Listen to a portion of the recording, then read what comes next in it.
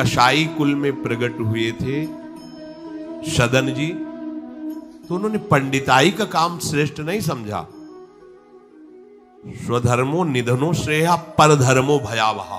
वो अपना धर्म का, ऐसे ज्ञानी महात्मा थे कि बड़े बड़े संत उनसे सत्संग करने जाते थे और ऐसी निष्ठा थी कि विचलित नहीं हुए, हाथ कटवाले विचलित नहीं हुए। जा रहे थे जगन्नाथ जी के दर्शन करने, तो संयम से चलने वाले पुरुषों के चेहरों में आकर्षण ही होता है। भिक्षा के लिए तो एक माता ने देखा तो आकर्षित हो गई, उसने कहा यहीं पा लीजिए भिक्षा। संत हृदय उनका पा लिया। तो आप कहाँ जा रहे हैं? जगन्नाथ जी के दर्शन। तो अब तो शाम होने वाली, यहीं रुक जाइए, कल चले जाना। बड़ा भाव देखा, रुक गए। वो रात्रि में उनके पास आई, गलत भावना प्रकट की तो कहा तुमको तो ऐसा सोचना भी नहीं चाहिए, तुम्हारे तो पति विराजमान है। उसको लगा कि इनका आशय कहने का है कि तुम्हारे तो पति, अगर पति ना होते तो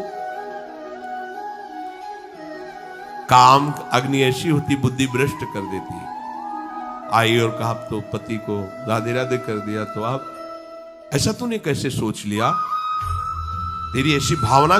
बोले अब ज्यादा हमारे सामने बाबागिरी नहीं, अब हम जो कहें वही कहो, नहीं तो हम जब पति को मार सकती तो तुम्हें अभी पूरी जनता से मरवा सकती है, तो उनका प्राण दे सकता हूं, धर्म से विमुख नहीं हो सकता। उसने मचा दिया हल्ला, लोग एकत्रित, देखो देखो ये धर्म करने का फल। मांग रहा था रोटी, हमने इसको बैठ के पवाया और कहा कि आज रात्रि यहीं रुक जाओ। रात्रि में रुका, हमारे साथ गंदा आचरण करना चाहा, पति ने विरोध किया, पति का गला काट दिया। और जाल रचने में माया को देर लगती है क्या?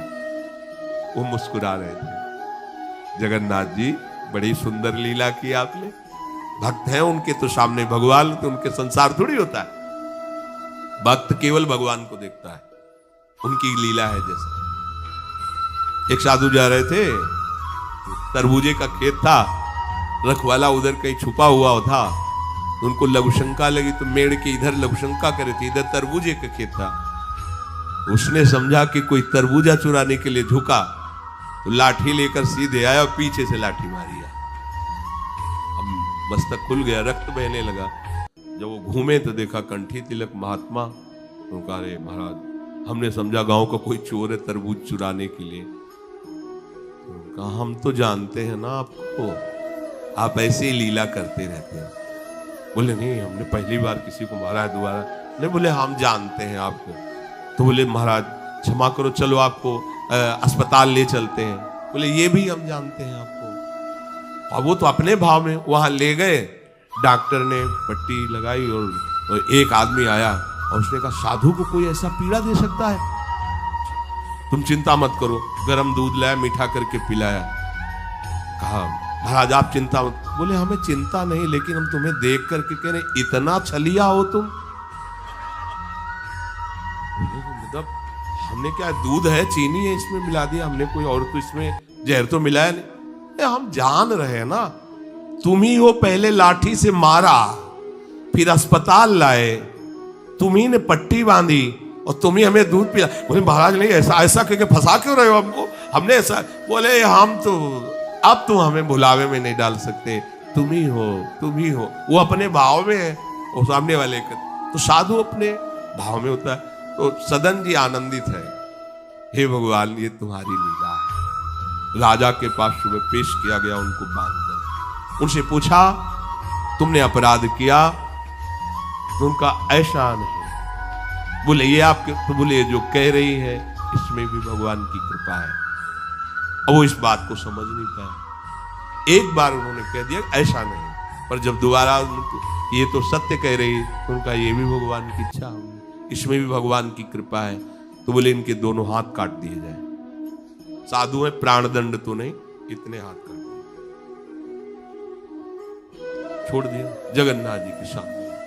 हाँ प्रभु, हाथ तो वही ले लिए थे, ले जोड़ के प्रणाम करते आपको। वो आप तो सब जान ही रहे, अपराध नहीं, इसलिए देखो हृदय आनंदी थे, इतने कष्ट। और ये भी ऐसे हाथ जोड़ने को किया, नवीन हाथ जागृत हो गए। और भगवान प्रसन्न होकर के, भगवान जब बातचीत करते हैं तो यही बातचीत अपने से होने लगे। तो आप नहीं सुन पाएंगे, जिससे होगी वही सुन पाए। भगवान ने कहा तुम्हारा हमारे प्रति तनिक भी रोष नहीं आया कि बिना किसी गलती के तुम्हारे ऊपर आरोप और ये दंड। बोले प्रभु हर चेष्टा में मुझे आपका प्यार दिखाई देता। वो करके इतने बड़े महात्मा है कि जहां भयभीत हो जाएंगे भैया वो ऐसे तो हम धर्म ही से चलते हैं, पर अब सब जान जाएंगे, दंड मिलेगा, इससे अच्छा चल भैया जैसा थे। नहीं, प्राण चले जाएंगे धर्म। और कार्य क्या करते हैं, ये अपने कर्म को छोटा मत समझो, चाहे किसानी हो चाहे व्यापार हो, छोटी सी दुकान है, अच्छा है, नाम जप कर रहे हो, 10 20 50 100 जो भी मिले, आटा दाल नमक रोटी खाओ पियो, तुम्हारा परिवार आगे चलकर बहुत उन्नति को प्राप्त होगा।